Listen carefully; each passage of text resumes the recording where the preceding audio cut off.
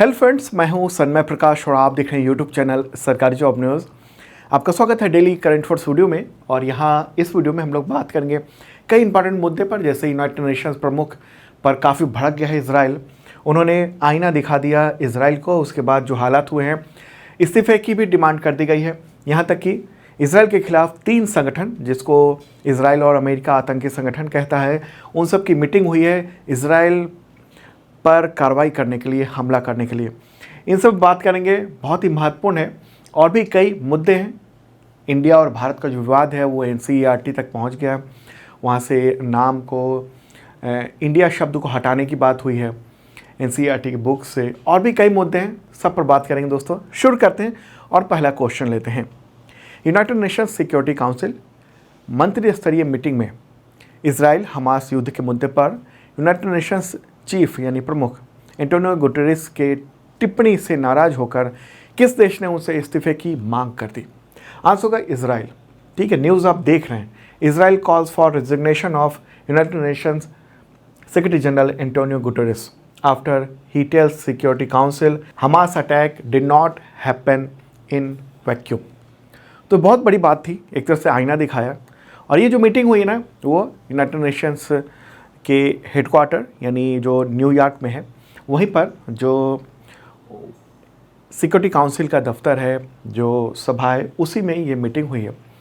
और ये ख़ास तौर पर मीटिंग थी मंत्री स्तरीय, और जो मेंबर कंट्री थे उसके ज़्यादातर जो विदेश मंत्री थे वो सब इसमें शामिल हुए थे। तो इसी दौरान संयुक्त राष्ट्र के महासचिव एंटोनियो गुटेरेस ने इसराइल हमास संघर्ष और फ़िलिस्तीन में मारे जा रहे आम लोगों को लेकर बयान दिया, और उसकी चर्चा पूरी दुनिया में हो रही है। एक तरह से आईना दिखाया इसराइल को, और इससे इसराइल बेहद नाराज़ हो गया। सिक्योरिटी काउंसिल में इसराइल के विदेश मंत्री एली कोहेन ने आक्रोश व्यक्त किया, और देख रहे हैं इस तरीके से उन्होंने जो अपने आप को गुस्सा दिखाया और कहा कि गुटेरेस इस्तीफा दें और माफ़ी मांगें। और उसके बाद कोहेन ने गुटेरेस के साथ जो प्रस्तावित मीटिंग थी उसको भी रद्द कर दी। और इस दौरान काफ़ी टेंशन रहा इसराइल और यूनाइटेड नेशंस महासचिव को बीच में। यहाँ तक कि इसराइल ने यूनाइटेड नेशंस के जो ह्यूमन राइट्स अधिकारी हैं उन सबको वीज़ा देने पर भी रोक लगा दी है, अपने देश में घुसने पर भी रोक लगा दी है, कुछ खास यूनाइटेड नेशंस के कुछ खास अधिकारियों पर। ठीक है, तो इन सब पर बात करते हैं। देखिए हुआ क्या है ये भी देख लेते हैं। क्या क्या कहा यूनाइटेड नेशंस सेक्रेटरी जनरल ने। उन्होंने कहा कि 7 अक्टूबर को जो हमास ने हमला किया था वो तो बहुत निंदनीय है, इसराइल पर जो हमला किया था।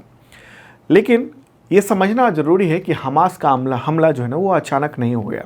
फ़िलिस्तीन बीते 56 या 56 ईयर से दम घुटा देने वाले कब्जे में रह रहा है। नागरिकों को मारना, बंधक बनाना हमास द्वारा वो तो गलत है, लेकिन इसके साथ ही आम लोगों को जो इसराइल कर रहा है, आम लोगों के घरों को उनको निशाना बनाना, रॉकेट लॉन्च करके उन पर अटैक करना, इसको कहीं भी किसी तरीके से उचित नहीं ठहराया जा सकता है। तो ये बहुत बड़ी बात थी, इसराइल को आईना दिखाने के बराबर थी। सेक्रेटरी जनरल ने यह भी कहा कि फ़िलिस्तीन ने अपनी ज़मीन पर बस्तियां बनते देखा है। किसकी? इसराइल की। आम लोग हर दिन होने वाली हिंसा से परेशान हैं, और इन सब के बीच अपनी अर्थव्यवस्था को तबाह होते हुए देखा है फ़िलिस्तीन के लोगों ने। लोगों को उनके घरों से निकाल दिया गया, घर ढहा दिए गए। वहाँ लोगों में राजनीतिक सुलह की उम्मीदें फीकी पड़ गई। उन्होंने कहा कि गजा में फ़लस्तीनियों के मानवीय जो संकट है वो बहुत ही इम्पॉर्टेंट है। 5800 से ज़्यादा लोग गजा में ही 2 हफ्ते में इसराइल के बमबारी से, मिसाइल से मार दिए गए हैं। बहुत सारे बच्चे, महिलाएं, प्रेग्नेंट वुमेन हैं। एंटोनियो गुटेरेस ने कहा कि गजा में जो अंतर्राष्ट्रीय मानवीय कानून का स्पष्ट उल्लंघन हो रहा है उससे वो बहुत चिंतित हैं, और किसी भी मिलिट्री जो युद्ध है, संघर्ष है, उसमें नागरिकों की सुरक्षा सर्वोपरि होती है, इम्पॉर्टेंट होता है। और नागरिकों की सुरक्षा का मतलब ये है कि उन्हें मानव ढाल के रूप में कभी इस्तेमाल नहीं किया जा सकता। लेकिन इसका मतलब ये भी नहीं है कि मतलब 10 लाख लोगों को 24 घंटे में कह दिया जाए कि ये इलाका खाली कर दो, उत्तर से दक्षिणी गजा में चले जाओ, और वहाँ न खाने को है, न पीने को है, न दवा है, न बिजली है, और ऊपर से बमबारी हो रही है। गुटेरेस ने यहाँ तक कहा कि अलग फ़िलिस्तीन देश बनाना ही समाधान है। अब ये बात जो है ना वो इज़राइल को काफ़ी खटक गई। ठीक है, फ़िलिस्तीन आपको पता ही है जो बातें इन्होंने कही है एंटोनियो गुटेरेस ने, तो आप देखिए कि ये इज़राइल है, कभी ये फ़िलिस्तीन हुआ करता था, इज़राइल बना और अब फ़िलिस्तीन दो टुकड़े में है, वेस्ट बैंक और गाज़ा पट्टी। तो यहाँ तक कि यरूशलेम को यूनाइटेड नेशंस ने अंतर्राष्ट्रीय इंटरनेशनल सिटी घोषित किया हुआ था, लेकिन उसके भी ज़्यादातर हिस्से पर यरूशलेम के इज़राइल का कब्जा है। ठीक है, और यहाँ पर ये लगातार बमबारी हो रही है गाज़ा पर। तो ये जो मुद्दा है उससे क्या हुआ, उससे इज़राइल बहुत गुस्से में आ गया। इज़राइल के विदेश मंत्री वहाँ पर मौजूद थे, एली कोहेन। उन्होंने कहा गुटेरेस के सामने ही कि सेक्रेटरी जनरल साहब, आप किस दुनिया में जी रहे हैं? आतंकवाद को सहना और उचित ठहराने का आरोप इज़राइल ने गुटेरेस पर लगा दिया, यूनाइटेड नेशंस सेक्रेटरी जनरल पर। और इसके बाद क्या हुआ, संयुक्त राष्ट्र में इज़राइल के राजदूत उन्होंने ट्विटर पर लिखा कि यूएन सेक्रेटरी जनरल जो लोगों की सामूहिक हत्या, बच्चों के और महिलाओं और बुजुर्गों की हत्या करने वाले लोगों के प्रति सहानुभूति रखते हैं और वो संयुक्त राष्ट्र प्रमुख बनने के लिए उपयुक्त नहीं हो सकते हैं। और इज़राइल के राजदूत ने कहा कि मैं आपसे इस्तीफे की मांग करता हूं, किससे? एंटोनियो गुटेरेस से। उन लोगों को बात करने का कोई औचित्य नहीं है जो इज़राइल के नागरिकों और यहूदी लोगों के खिलाफ किए गए सबसे भयानक अत्याचार पर रहम दिखा रहे हैं। ठीक है, तो ये पूरा तनाव हुआ है। और इस मीटिंग में कौन कौन मौजूद थे? अमेरिका के विदेश मंत्री एंटनी ब्लिंकन भी मौजूद थे। तो मतलब ये है कि मध्य पूर्व, यानी हम जो कहते हैं वेस्ट एशिया, पश्चिम एशिया, वहाँ पर टेंशन लगातार बढ़ता जा रहा है। अमेरिका ने ईरान को इधर धमकी दी है कि इस मामले में ना पड़े। और यहाँ पर सवाल है कि इज़राइल को कौन रोकेगा? इज़राइल जो अपना एक्शन उठा रहा है, मतलब इज़राइल गजा में घुस भी नहीं पा रहा है लेकिन बमबारी कर रहा है। ठीक है, और जो हमास के लोग हैं, जो हमास के आतंकी हैं, वो सब सुरंगों में रह रहे हैं, उन पर असर बहुत कम हो रहा है। नुकसान उसको हो रहा है लेकिन कम हो रहा है, आम लोग मारे जा रहे हैं। और यही बात यूनाइटेड नेशंस के सेक्रेटरी जनरल ने भी कही, क्योंकि वहाँ पर ह्यूमैनिटेरियन जो एड है, यहाँ मिस्र के इलाके से ह्यूमैनिटेरियन एड जाने में भी बहुत ही समस्या हो रही है गजा में। ठीक है, और इस पूरे मामले में, इस पूरे तनाव के बीच में भारत का क्या रुख रहा है, इसमें अभी तो कुछ नहीं बोला है, लेकिन भारत ने अभी एक दो दिन पहले कहा था यूनाइटेड नेशंस में कि वो मौजूदा जो हालात है उससे बहुत ही चिंतित है। ठीक है, आगे बढ़ते हैं, अगला क्वेश्चन लेते हैं फिर और इस चीज़ को समझते हैं कि मिडिल ईस्ट में क्या चल रहा है, ये कैसे खिचड़ी पकड़ी है। आगे जो आशंका है कि बात बहुत ज़्यादा बिगड़ जाएगी। उधर चीन ने भी अपने जो युद्धपोत हैं वो भेज दिए हैं मिडिल ईस्ट की ओर। ठीक है, अमेरिका के हैं ही, फ्रांस के युद्धपोत हैं, आपको ब्रिटेन के हैं। ठीक है, और रूस इस पूरे चीज़ पर नज़र रख रहा है। रूस पहले से मौजूद है सीरिया में। तो ऐसे में क्या चल रहा है वो भी आपको बताता हूँ मैं, बहुत ही महत्वपूर्ण है, ज़रूरी है आपके लिए। तो क्वेश्चन होगा, इजराइल के खिलाफ 3 संगठनों के नेताओं ने एकजुटता दिखाते हुए बेरूत यानी लेबनान की जो राजधानी वहाँ पर मीटिंग की अक्टूबर 2023 में। तो इनके नाम बताएं, क्या नाम है इन सब के? इनके नाम है हमास, हिजबुल्लाह और फ़िलिस्तीन इस्लामिक जिहाद। ठीक है, तो ये मीटिंग हुई है बेरूत में और इस मीटिंग के बाद मतलब एक तरह से सनसनी फैल गई। इजराइल के खिलाफ ये तीनों संगठन एकजुट हुए हैं, उनके लीडर्स। इजराइल इन सबको आतंकी संगठन कहता है। हालांकि आपको बताऊं कि भारत ने हमास को अभी तक आतंकी संगठन घोषित नहीं किया है। ठीक है, भारत के नज़र में भी आतंकी संगठन नहीं है। हालांकि जो हमास ने किया था इजराइल पर 7 अक्टूबर को, तो उस दौरान भारत ने ये कहा था कि ये जो हमास के द्वारा कृत किया गया है ये आतंकी कार्रवाई है, आतंकी ये कदम उठाया हमास ने। ठीक है, इस बीच इजराइल के जो अधिकारी हैं उन सब ने भारत से अपील की है कि हमास को आतंकी संगठन घोषित किया जाए। ओके, एक मुद्दा हो गया।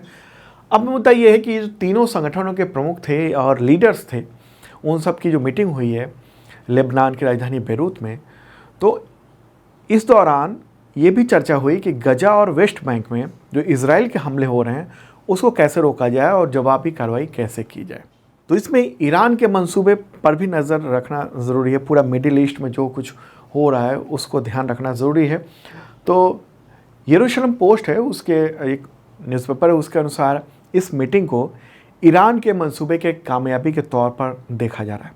ईरानी मीडिया अल मयादिनी के अनुसार इस बैठक में तीनों संगठनों के बीच में जो कोऑर्डिनेशन है वो बेहतर बढ़ता हुआ दिख रहा है। दरअसल ईरान जो है ना वो कई सालों से ये चाहता है कि तीनों संगठन मिलकर इसराइल के खिलाफ मोर्चा खोल दे और अब ऐसा ही कुछ हो रहा है। आप देखिए क्या है। ईरान यहाँ पर है, ये वाला जो हिस्सा आपको दिख रहा है ये है ईरान, ओके। यहाँ पर है इसराइल, यहाँ है लेबनान। यही लेबनान की राजधानी बेरूत में यहाँ पर ये मीटिंग हुई है। और यहाँ है सीरिया से। तो इस स्थिति में आप देखिए कि चीन ने क्या किया। चीन ने यहाँ से इधर से ये अपने जो युद्धपोत हैं 6 युद्धपोत उन सबको तैनात कर दिया। कुछ को यहाँ कर दिया है, कुछ को इस तरफ कर दिया है।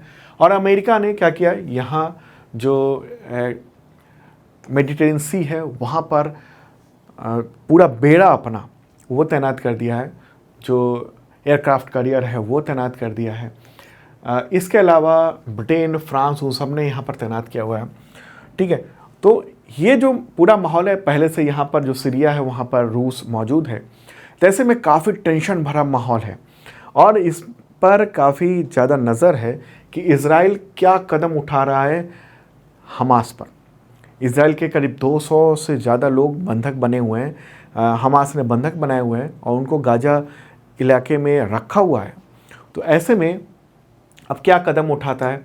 बहुत सारे मतलब इज़राइल पर अभी बंदिशें हैं कि वो क्या करे, अंदर घुसे कि नहीं घुसे। क्योंकि अगर अंदर घुसता है, और इस मामले में ईरान ने चेतावनी दे दी है कि अगर आपने अंदर घुसे वहाँ कार्रवाई की तो ये अच्छा नहीं होगा, ठीक है। ईरान ही एक तरह से यहाँ पर बेरूत में, लेबनान की राजधानी बेरूत में ये 3 संगठनों की मीटिंग कर रहा है, जिसको इज़राइल, अमेरिका और बहुत सारे देश जो हैं वो आतंकी संगठन मानते हैं।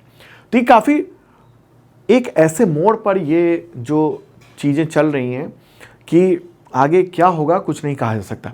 हालांकि एक और बात मैं क्लियर कर दूं कि इस जगह और यहाँ पर रेड सी और ये इस जगह पर तो या चीन ने जो अपने युद्धपोत तैनात किए हैं, उनका कहना है कि ये रेगुलर अपना हम बस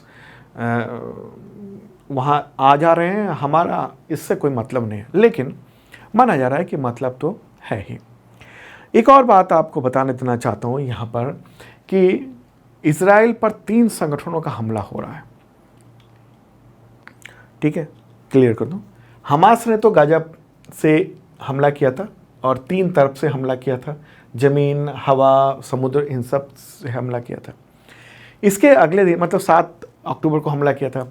इसके अगले दिन 8 अक्टूबर को यहाँ जो लेबनान है ना, लेबनान, यहाँ से ये हिजबुल्लाह ने, एक संगठन है हिजबुल्लाह, उसका बहुत ज़्यादा प्रभाव है लेबनान की गवर्नमेंट में।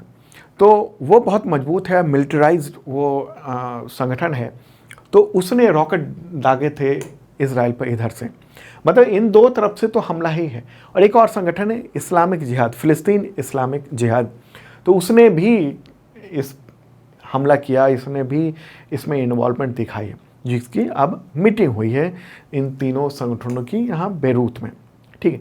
और महत्वपूर्ण बात यह है कि इज़राइल ने यहाँ के पूरे इतने बड़े इलाके और यहाँ गजा के आसपास के इलाके ये पूरा खाली करा दिया है और बहुत सारे लोगों को हटा दिया वहाँ पर, क्योंकि आगे और क्या होगा कुछ नहीं कहा जा सकता, ठीक है। और ये जो तीनों संगठन है ना, तीनों संगठनों को जो फंड है वो ईरान देता है, ऐसा माना जाता है कुछ न्यूज़पेपर्स के द्वारा। ट्रेनिंग फंड ये सब कुछ पहुंचाया जाता है।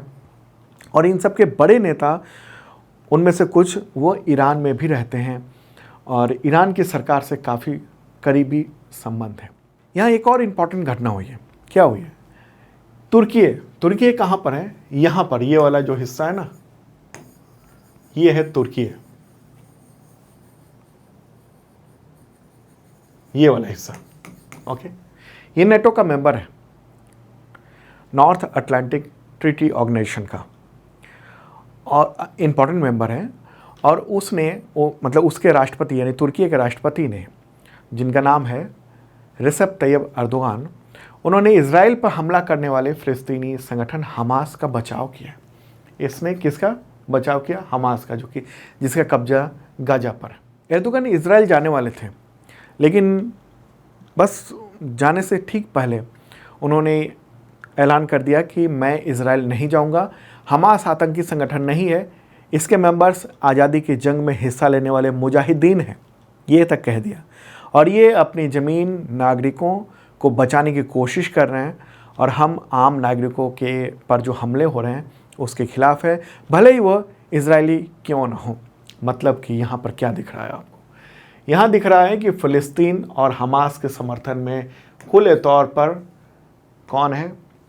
ये आ गया है तुर्की, दूसरा है ईरान, ठीक है। और रूस और चाइना वो भी साइलेंट है, नज़र रख रहा है, लेकिन अपने युद्धपोतों को इधर तैनात करके रखा हुआ है, ठीक है, चीन ने। और रूस तो यहाँ पर प्रेजेंस है ही, सीरिया में हो, ठीक है। तो कभी भी क्या होगा आगे आने वाले वक्त में कुछ नहीं कहा जा सकता। ये समझ लीजिए कि बारूद के ढेर पर ये मिडिल ईस्ट इस वक्त है, ये पूरा इलाका, ठीक है। और कौन सी चिंगारी किस युद्ध को आगे फैला देगी बड़े पैमाने पर, कुछ नहीं कहा जा सकता। जो भी अपडेट होगा आगे मैं बताता जाऊंगा। मुझे लगा कि ये पूरा समझना ज़रूरी है, इसलिए पूरी डिटेल समझाया। आगे बढ़ते दोस्तों। और हाँ, टोटल PDF अवेलेबल है इस वीडियो के डिस्क्रिप्शन में, देख लेना, हिंदी और इंग्लिश दोनों लैंग्वेज में, ओके। और हाँ, अगर आप एग्जामिनेशन की तैयारी करते हैं और करंट अफेयर्स की, तो उसके लिए एक मेंबरशिप प्लान है, बहुत मामूली सा प्राइस है इसका, और इसके ज़रिए आपको अगले 1 साल तक यानी 365 दिनों तक PDF मिलता है करंट अफेयर्स का, वीकली, मंथली, क्वार्टरली, ईयरली, और भी कई तरह के वन लाइनर, MCQ नोट्स और वीडियो का लिंक भी होता है। क्लिक कीजिए और उसको समझिए। जैसे इससे पहले वाला जो टॉपिक था, मिडिल ईस्ट में या पश्चिम एशिया में जो भी पॉलिटिक्स चल रही है और किस तरीके से बारूद के ढेर पर मिडिल ईस्ट खड़ा है इस वक्त और क्या होगा, तो मैप से समझना बहुत आसान था।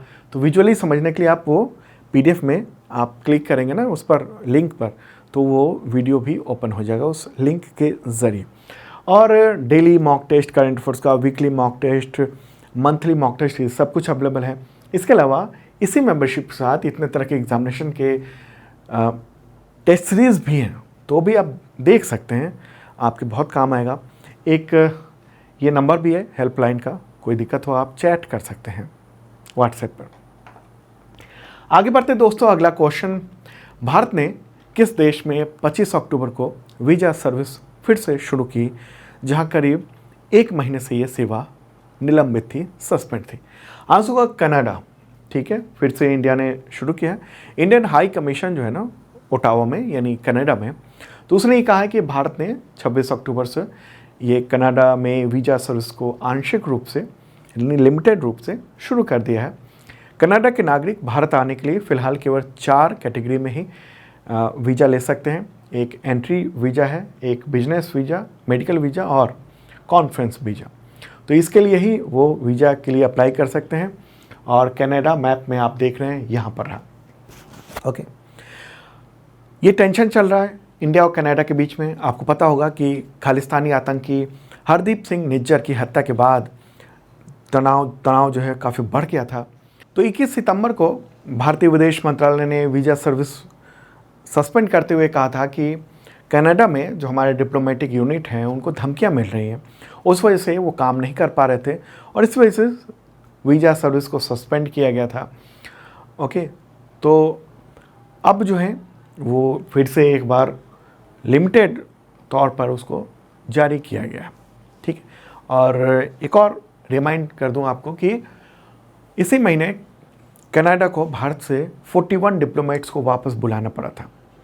दरअसल भारत ने कनाडा से डिप्लोमेट्स की संख्या यानी राजनयिकों की संख्या घटाने को कहा था कि जो अंतर्राष्ट्रीय कानून है उसके मुताबिक जितने हमारे डिप्लोमेट्स आपके पास आपके देश में हैं उतने ही संख्या में यहाँ होने चाहिए।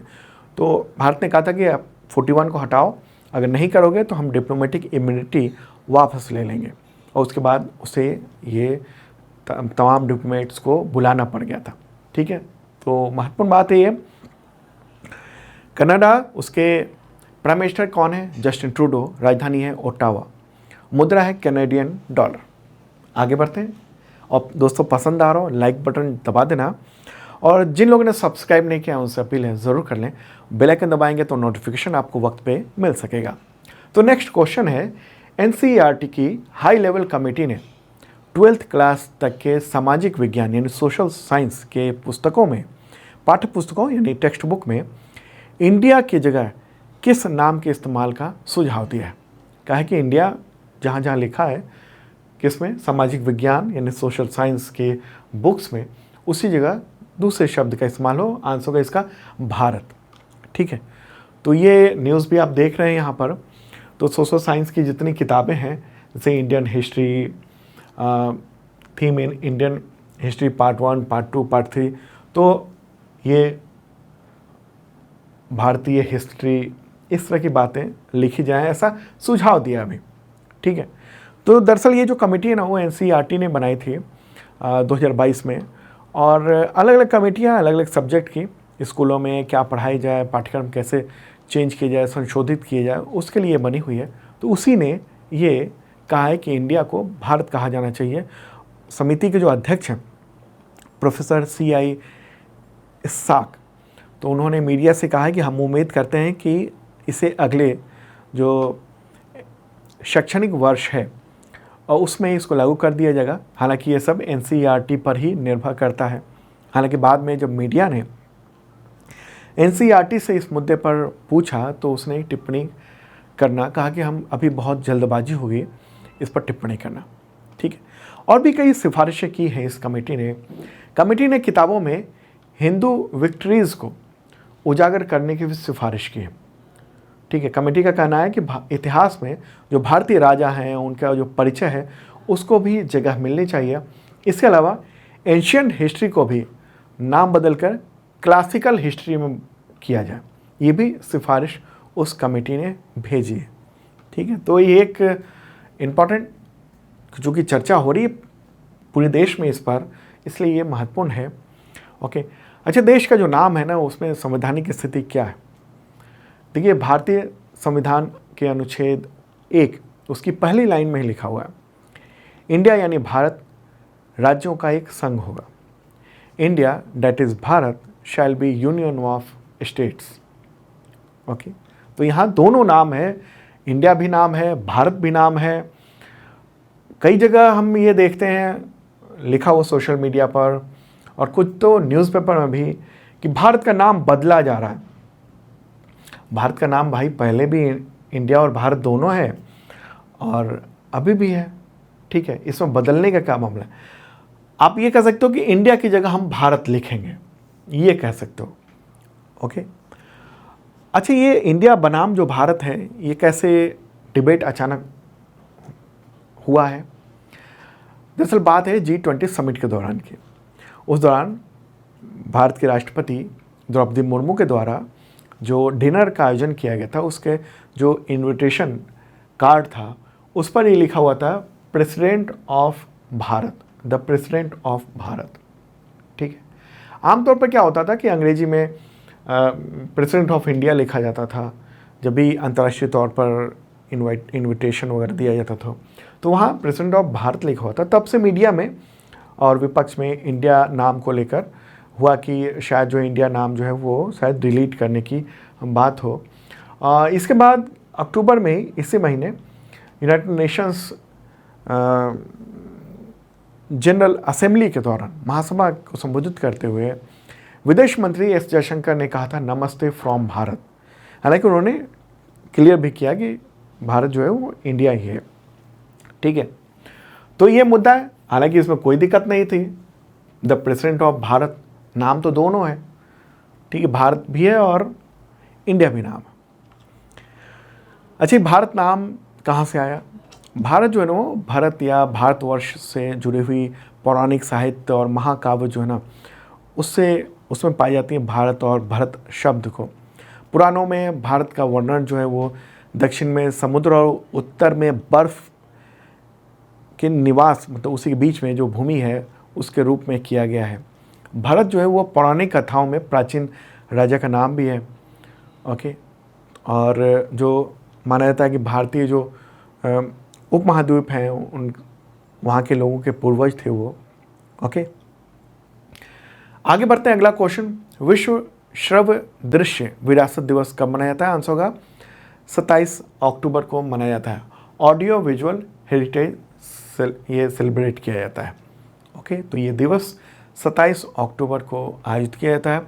उद्देश्य ये है कि प्रत्येक व्यक्ति को दृश्य और श्रव्य यानी ऑडियो विजुअल के प्रति जागरूक बनाना।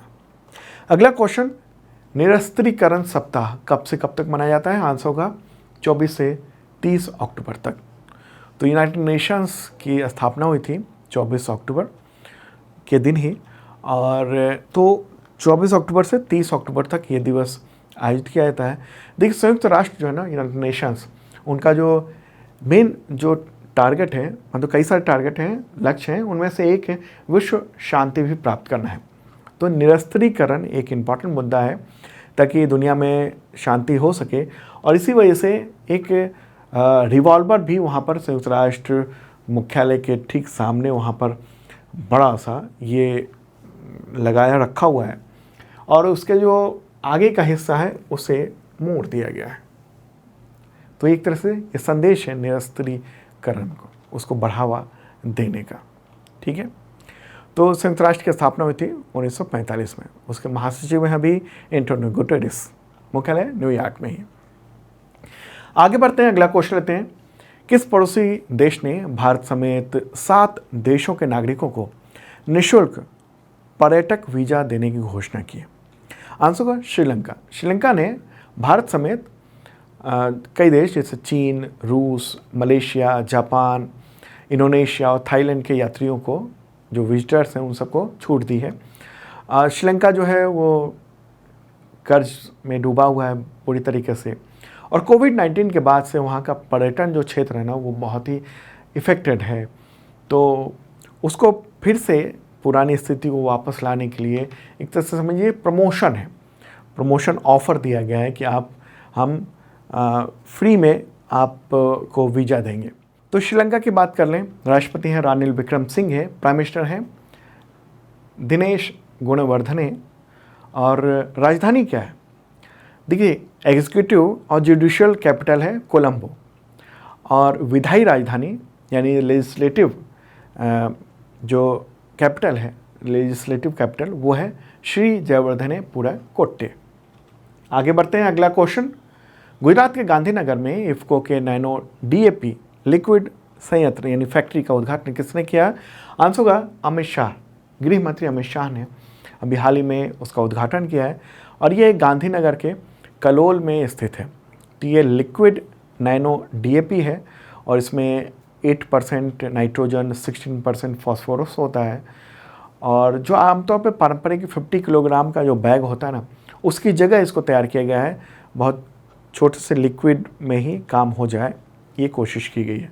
ठीक है, तो देश के कृषि मंत्री कौन है? नरेंद्र सिंह तोमर। आगे बढ़ते हैं, अगला क्वेश्चन। सखारोव पुरस्कार 2023 के विजेता का नाम बताएं? आंसर होगा जीना महसा अमीनी।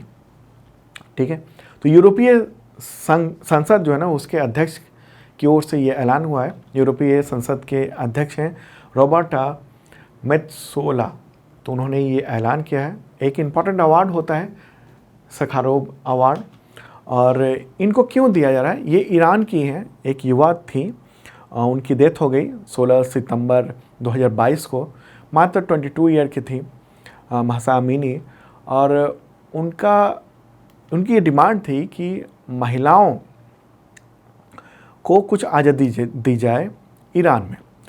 तो पुलिस की सख्ती की वजह से इनकी डेथ हो गई, और फिर ईरान में महिलाओं का जो आंदोलन है वो भड़क गया था। उनका कहना था कि हमें आज़ादी दी जानी चाहिए, जैसे जो हिजाब है उससे आज़ादी दी जानी चाहिए, और भी कई तरह की आज़ादी की डिमांड वो लोग कर रहे थे। आगे बढ़ते हैं, अगला क्वेश्चन। वनडे क्रिकेट में सबसे तेज 2000 रन बनाने का रिकॉर्ड किसने बनाया? आंसर होगा शुभमन गिल ने। ठीक है, न्यूज़ देख रहे हैं आप, तो शुभमन गिल, उन्होंने 22 अक्टूबर को न्यूजीलैंड के खिलाफ वर्ल्ड कप के दौरान वनडे क्रिकेट में सबसे तेज 2000 रन तक वो पहुँचे और मात्र 38 इनिंग में ही उन्होंने ये रन बना लिए हैं। तो दोस्तों ये था इंपॉर्टेंट करंट अफेयर्स आपके एग्जामिनेशंस के लिए। ओके, तो कैसा लगा कमेंट बॉक्स में आप बता सकते हैं। काफ़ी मेहनत होती है इस पूरे कंटेंट को बनाने के लिए, पूरी टीम लगी हुई है। तो शेयर कर दीजिए तमाम दोस्तों को। ओके, तमाम आपके मित्र जो हैं वो भी देखें इस वीडियो को। अब मिलते हैं कल, कंटेंट ताज़ा तरीन और आपके एग्जामिनेशन के लिए होगा। बाय।